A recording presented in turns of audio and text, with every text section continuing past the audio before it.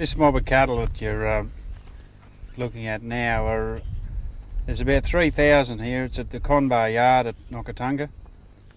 1,000 of these have been loaded and gone to Lakes Creek. When they were killed, they did 345 kilos dressed, a weight that we were all very pleased with. Half of the cattle went on the rail from Blackall sale yards. The rest of them were transported right through. It's about 1,300 kilometres into Lakes Creek, and traditionally you always have trucked cattle direct to works, but because of the condition of the road we decided to use the rail for half of them and to make a comparison. The results of that comparison are not really significant. The bullocks themselves were basically Brahman cross cattle. There were Herefords in them that were originally on Nocka when we bought the place, although they're the offspring of the cattle that were on the place. The Brahmans, 90% of them have come from Newcastle waters, and that includes the Brahman cross cattle. Probably the best bullocks that we produce are the Charolais Brahman cross. They just seem to respond down in this country a lot quicker and get a much better weight gain than the purebred Brahmans. They also grade a lot better at the plants, and they go through at a younger age. We purchased Nocka in August 1990. Just before that I was up on Humbert River, and I came down to Nocka soon after the purchase. I think it was in September we took over. The reason we bought Nocka on Newcastle waters at that time, we had a very severe drought, and we had to find a home for 10,000 weaners, and we ended up buying Nocka for I think it was about $13.2 million at the time, and within 6 weeks of ownership we had the 10,000 weaners down there, and I think even the first of them arrived there before we owned it. But since then we've probably turned over, I'd be just guessing, but 50,000-60,000 head, as well as turned off 10,000 or 15,000 Hereford cows. We had a big cow sale at the end of it all, where we sold 2,600 cows and 600 or 700 calves, and that was basically the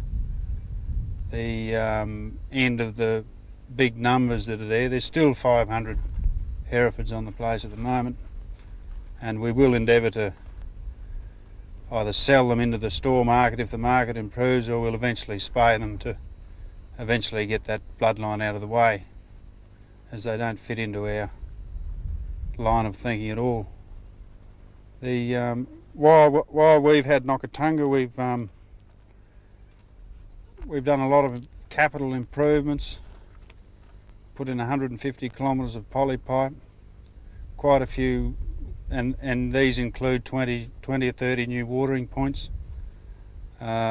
We've repaired most of the cattle yards, or well, all of the cattle yards. We've built one major new set, and we will probably build a couple of smaller sets eventually. When I first went there, it was a pretty rough camp.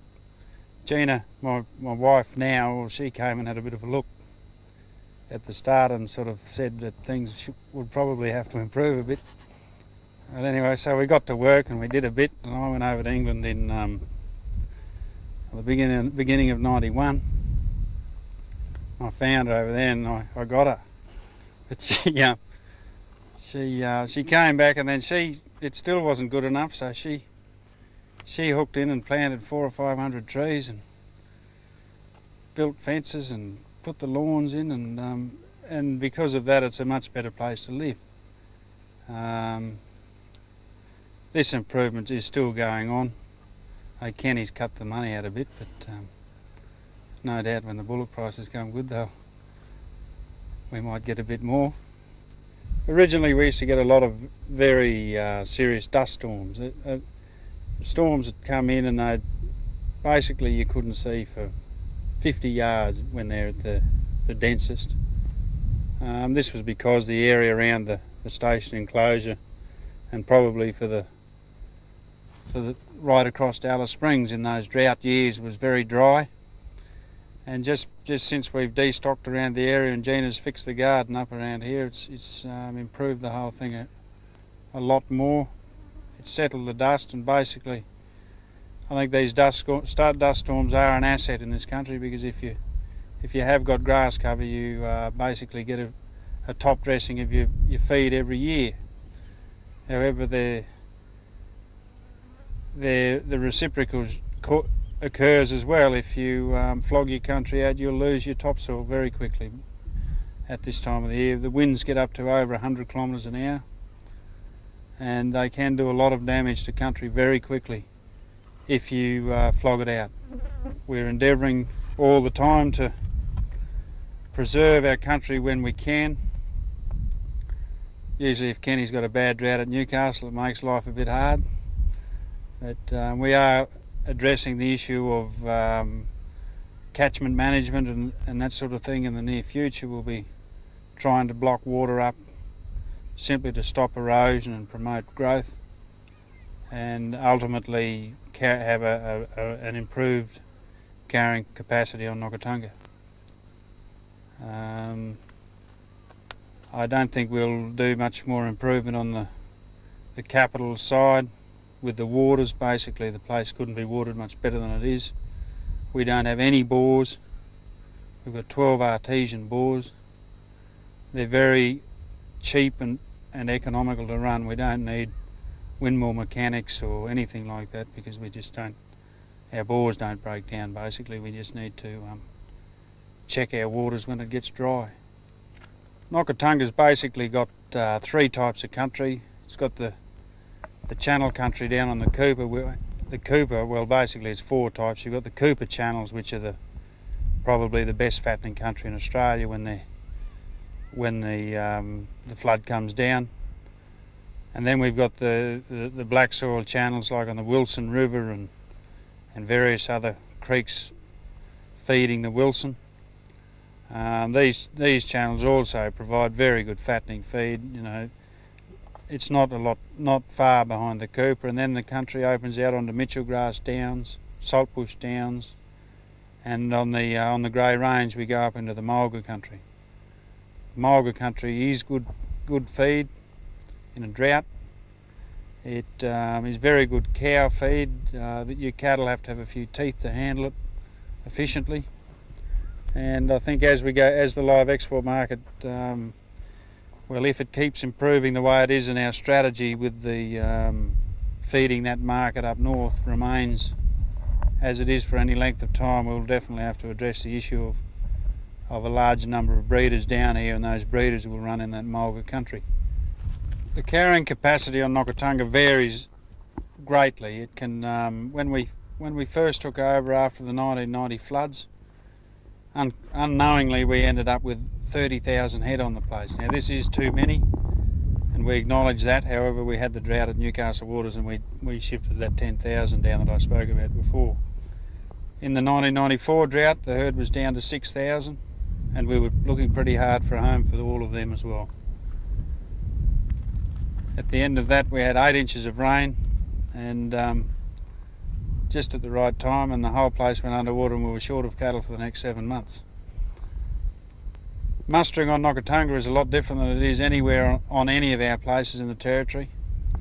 It's all coacher mustering. There's no traps. There's too much water. The place, well, Nocka is not much smaller than a place like Newcastle Waters. It's 2.1 million acres.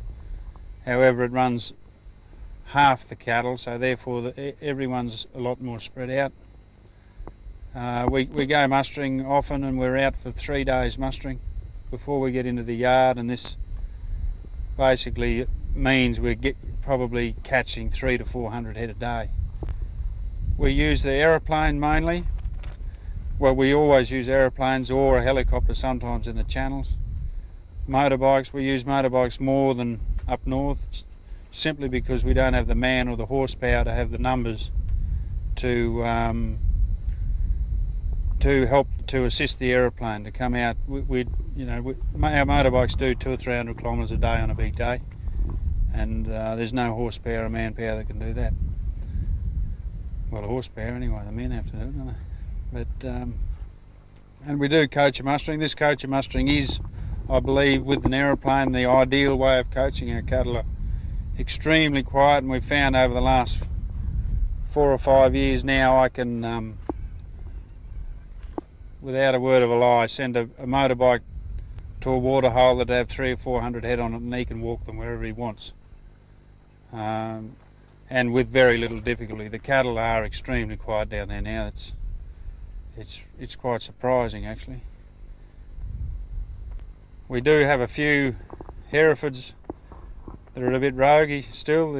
We still get the odd scrub bull pokes his head out of the channels. They take a bit of handling.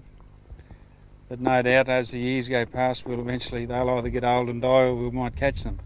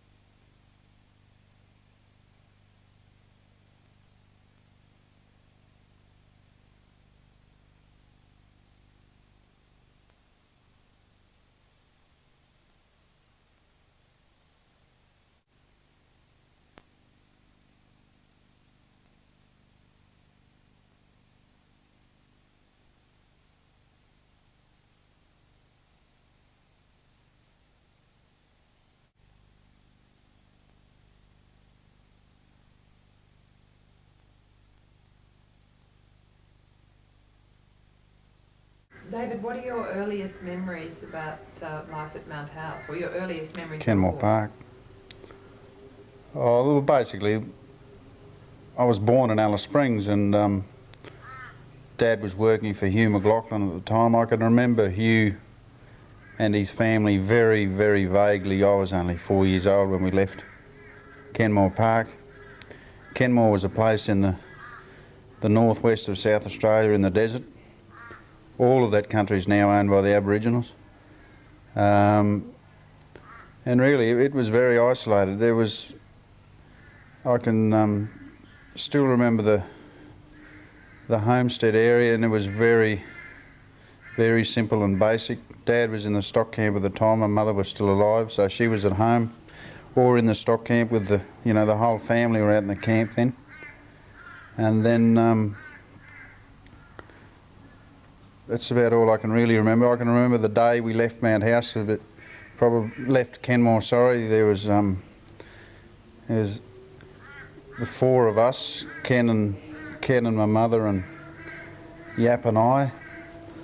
And there's probably, I can just remember this 50 or 60 blackfellas out of the camp there, just standing on the road. The old gins were crying and carrying on.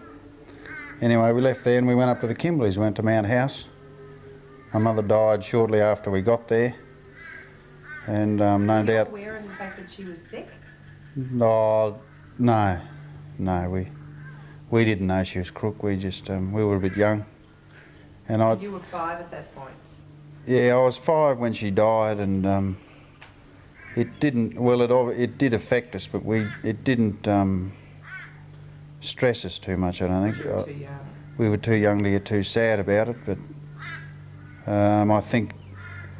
Well, I went to boarding school then when I was 8, and I think that was probably a result of my mother dying, and I was probably going a bit feral with the blackfellas in the Kimberleys, so Kenny hunted me off to school. I went to boarding school initially at Toowoomba Prep.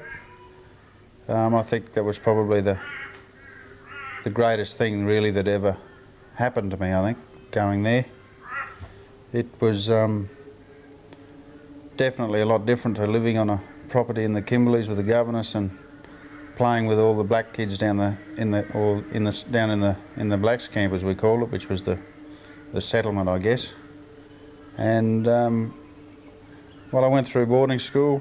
Can you remember not what you wanted to go so young at 8 years old? It was never a matter of I don't want to go to boarding school. No, I don't think I wanted to go. It was we were sent. Well, I was sent. Did Ken? No, Ken didn't put us in. He was overseas. He dropped my grandparents actually. They were very good after Mum died to Yap and I. They basically looked after us while we were at school. We saw very little of Ken. We'd go home 3 times a year, and our holidays would get extended for 2 weeks every holiday because, well, we used to think he didn't know what date we went back to school, but I think he probably just let us stay home a bit longer than what he should have. But I don't think it mattered. Looking back, I think it was probably a good thing. Because school at that age isn't really everything as long as you can learn to read and write. After Toowoomba Prep, I went to the Southport School on the Gold Coast. TSS was good. I don't think it will have the long-lasting memories that I have of prep. I think even now I've probably got more friends that I went to Toowoomba Prep with, and they went on to other GPS schools. However, I've probably got more friends that I went to prep with than I have that I went to Southport with. I don't know if there's why this is, but it's something that's happened. After Southport, I came back to Newcastle Waters Jackarooing. Can you remember it when you were away at school as a precursor, I suppose, to the death of your mother? Can you remember sort of ever feeling really lost and lonely, or with your father all those miles away and no mother? I got very homesick, I think. I can still remember it. It was 3 weeks after I first went to prep, and it was only a nighttime thing.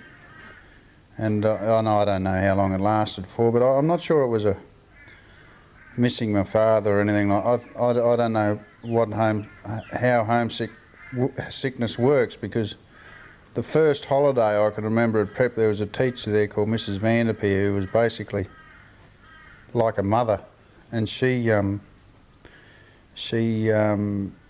was fantastic.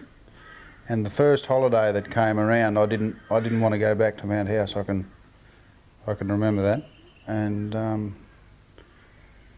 she would have been a mother figure at that point. That's why you remember her. And she probably was the first mother figure since your mother had died.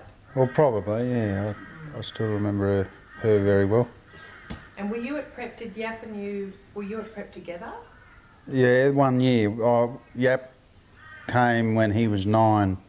He was a year older, and we had 1 year there.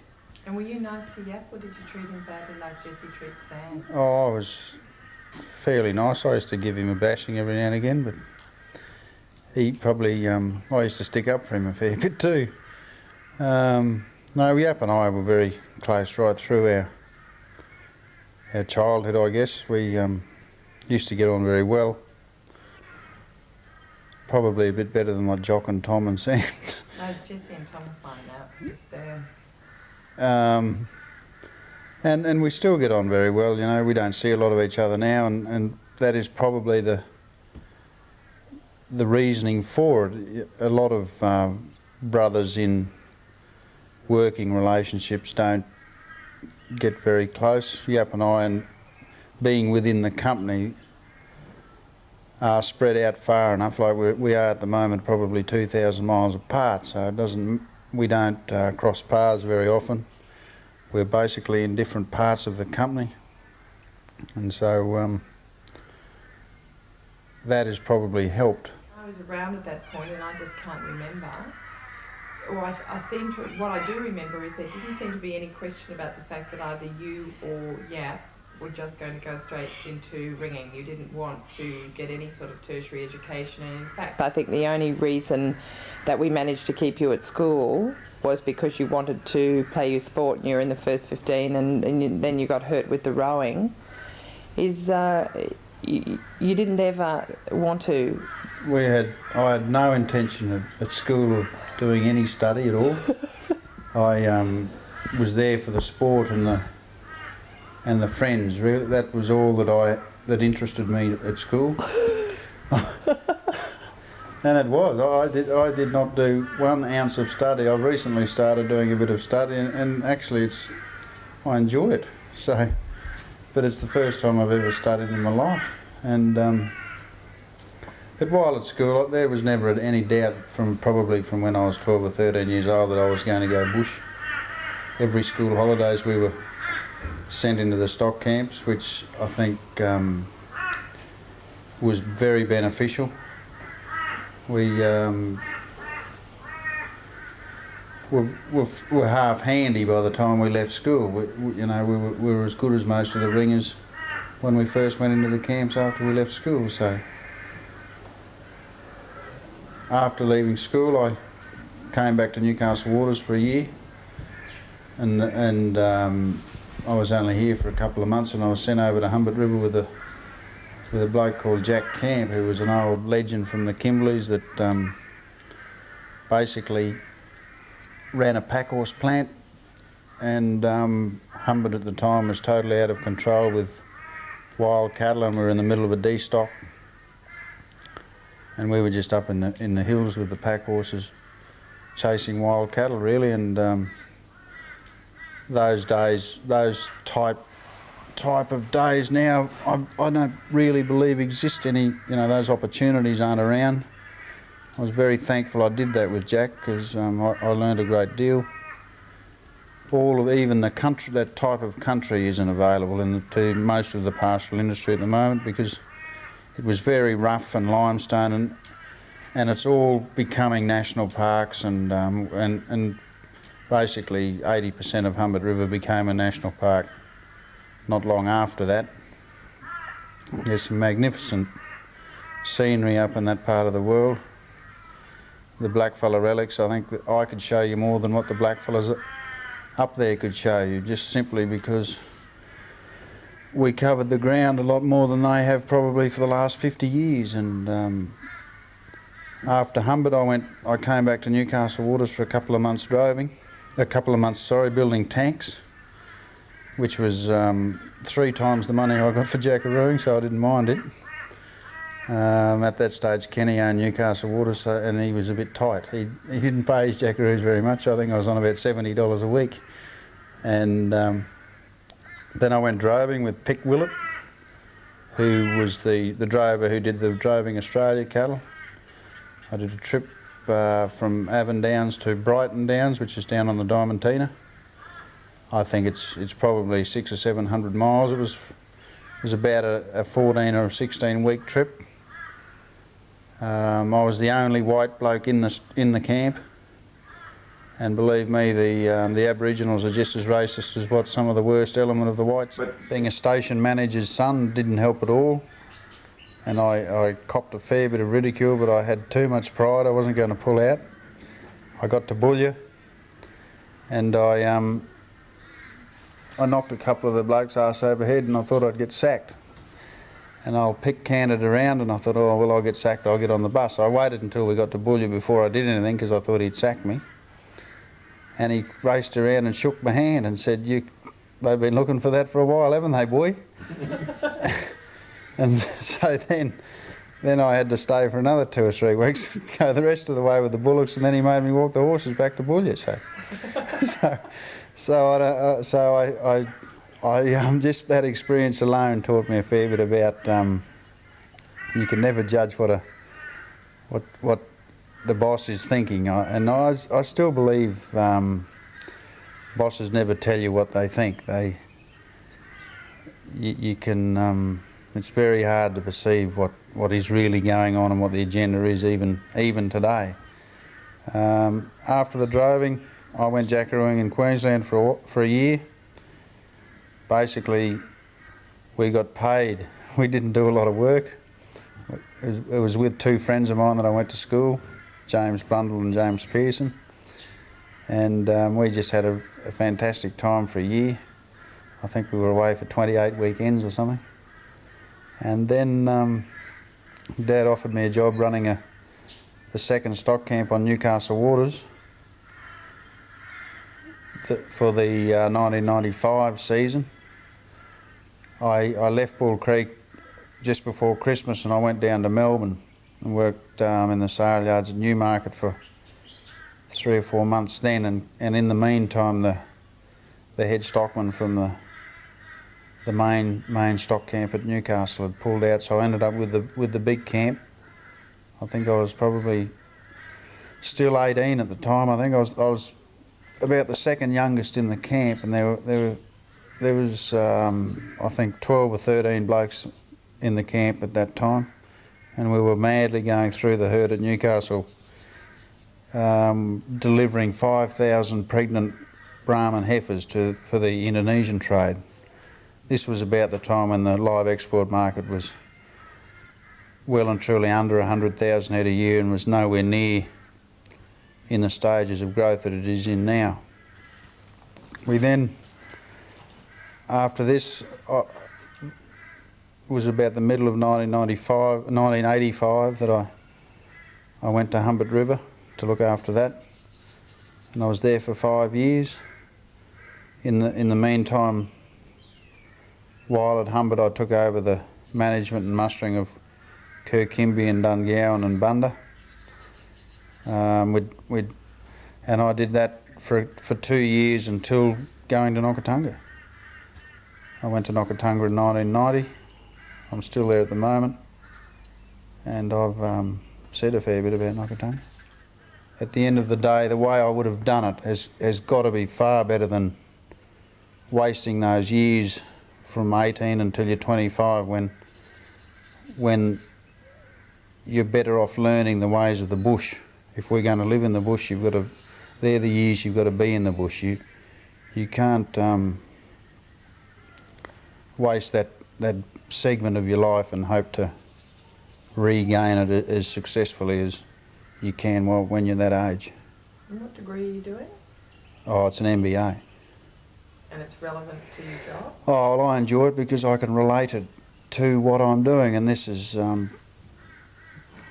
part of what I just said with tertiary education. When you leave school, I think it is irrelevant, and I think basically that's why I wouldn't study at school, because I, for the life of me, couldn't work out the relevance of 95% of what they were teaching me at school as to what I was going to do in later life.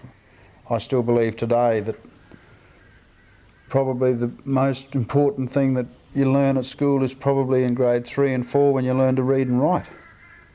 Because if you can't read and write these days, you're buggered. And I think the maths that I do now is probably something you learn in grade 7. So I think education is an issue. However, work education is more important.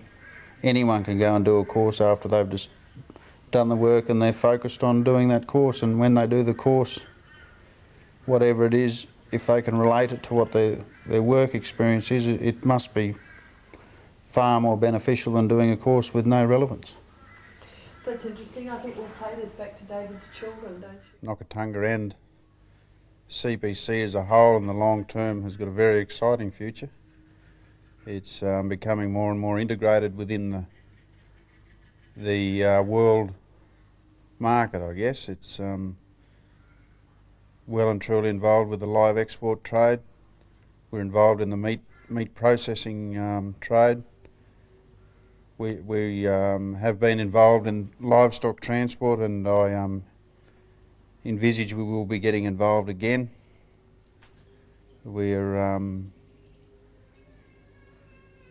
may get involved in shipping of live cattle into the Middle East markets, as well as the Southeast Asian markets. I think Nockatunga's position in all of this, once the company grows, will become fairly irrelevant, as most of the places will. The capacity of the company as a whole will grow into probably one of or the major pastoral company in Australia. I think we've got a very exciting future. We just have to address a few issues to get us through the current downturn in the market, which I believe we're doing very successfully. We have the ability to cut costs. We can run very cheaply when we need to. We just have a bit of a problem with Ken Warrener's wife Sally. She's a bit expensive to run sometimes, but I think the company can probably put up with that and have the capacity to carry it.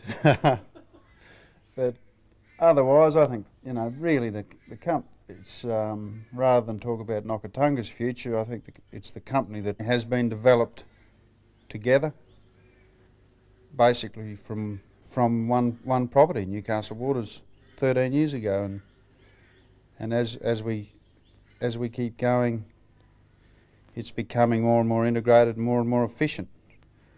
At the moment, we're going through our quality assurance programs. This alone is going to bring about vast improvements in every aspect, I believe, in this company. It'll tighten up areas where we get a bit slack, and we get slack, but then so does every other company in Australia and every property. Everyone in the food producing industries has to address health and safety in the food industry. It's absolutely crucial that if we are to become competitive in the world food market, that we are the best.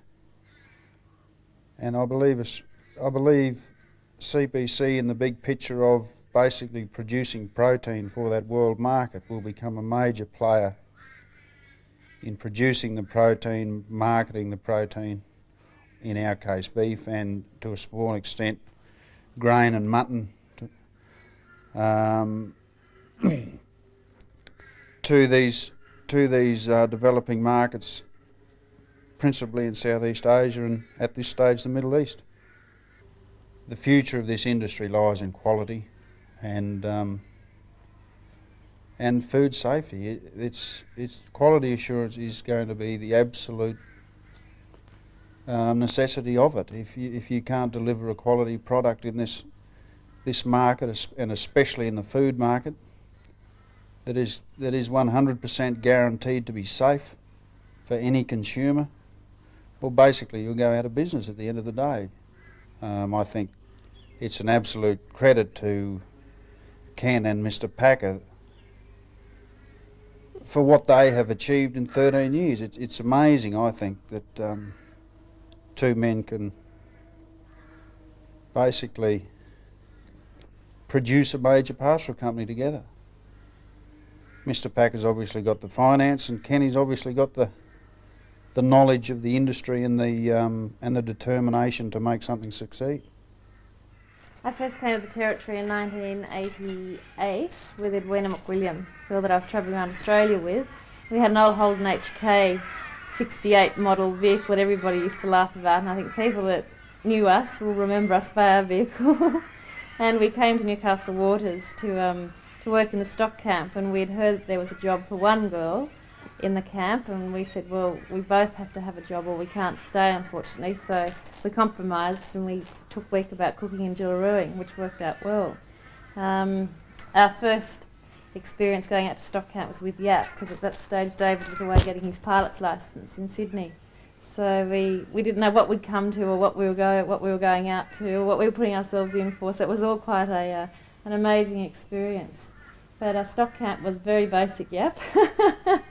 Yap didn't have many of the, I wouldn't say the modern necessities, but he certainly didn't have anything. He had an esky and a barbecue plate and 2 girls that had no idea. So when the caravan arrived about a week later, we were very pleased, and at that stage Edwina and I decided that we should stay a little longer and give it a bit more of a go, although I would have been quite happy to have moved on. So for that, David always says that Edwina owes him a hell of a lot. Then David came on the scene sort of 2 months later. He arrived back from Sydney from getting his pilot's licence. And he then, Yap had been running the camp for him, so Yap sort of stepped aside and David continued. And then we ended up over at Humbert River and ended up staying, I think it was for 14 months.